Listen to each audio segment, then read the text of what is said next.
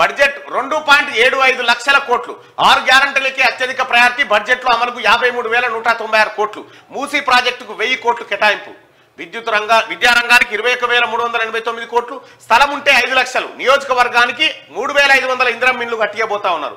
ఒకవేళ మీకు స్థలం ఉంటే 5 లక్షల రూపాయలు ఇవ్వబోతా ఉంది కాంగ్రెస్ పార్టీ ప్రభుత్వం. ఒకవేళ మీకు స్థలం లేదనుకుంటే ఇల్లు కట్టించేయడం. సాగు భూములకే రైతు బంధు ధరణితో సొంత భూముల్ని అమ్ముకోలేకపోయినరు. శాసనసభలో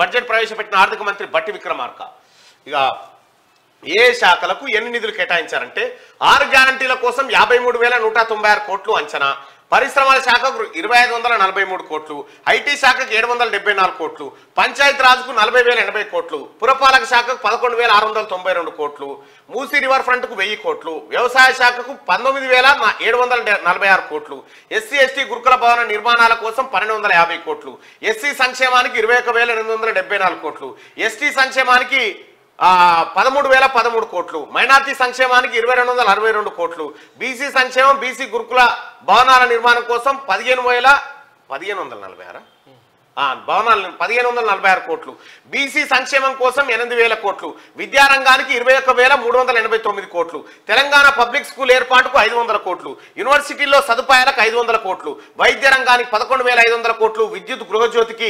2,418 కోట్లు, విద్యుత్ సంస్థలకు 16,825 కోట్లు కేటాయింపు, గృహ నిర్మాణానికి 7,740 కోట్లు, నీటిపారుదల శాఖకు 28,024 కోట్లు. ఇట్లా ఈ రకంగా బడ్జెట్ను వివిధ రంగాలకు కేటాయించుకుంటూ వచ్చింది తెలంగాణ రాష్ట్ర ప్రభుత్వం.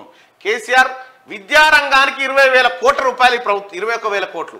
నీ ఒక్కసారి చూసుకో నీ బడ్జెట్ ఒకసారి తీసి చూసుకో. వైద్య రంగానికి నీ కేటాయింపులు ఎంతనో చూసుకో, గతంలో ఇప్పుడే నువ్వు చూసుకో.